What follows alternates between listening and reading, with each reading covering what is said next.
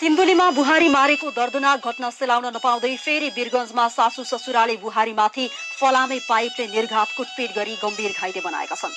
श्रीमान नभएको समयमा सासू ससुराले मार्ने उद्देश्यले लात्ती, मुक्का र फलामे पाइपले हिर्काएर रगतामै बनाएपछि यति बेला बुहारीको अवस्था चिन्ताजनक छ।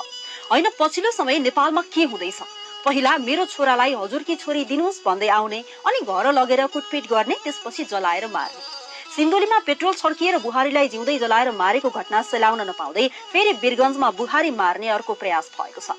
वीरगञ्ज महानगरपालिका वडा नम्बर 7 अन्तर्गत गहबा टोलमा ज्यान मार्ने प्रयास सहित बुहारीमाथि सासू ससुराले लात्ती, मुक्का र फलामे पाइपले निर्घात कुटपिट गरेको गम्भीर घरेलु हिंसाको घटना सार्वजनिक भएको छ। 4 वर्ष अगाडि विवाह गरी भित्राएकी बुहारी मधुकुमारी गुप्तामाथि उनका आफ्नै सासू ससुराले कुटपिट गरेको बताइएको छ।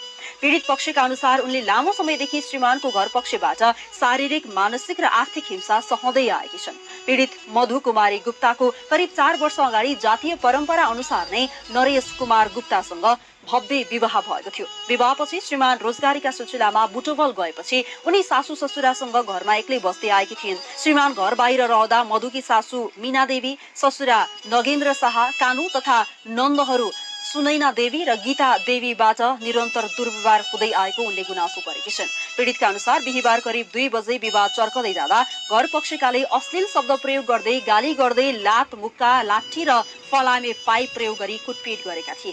कुटपिटबाट पीडितको नाक, दाहिने आँखा, अनुहार तथा शरीरका विभिन्न भागमा गम्भीर चोट लागेको छ। उक्त आक्रमण ज्यान मार्ने नियतले गरिएको पीडितको दाबी छ। घटनापछि पीडित बुहारीलाई माइती पक्षको सहयोगमा उपचारका लागि नारायणी अस्पताल वीरगञ्जमा भर्ना गरिएको छ।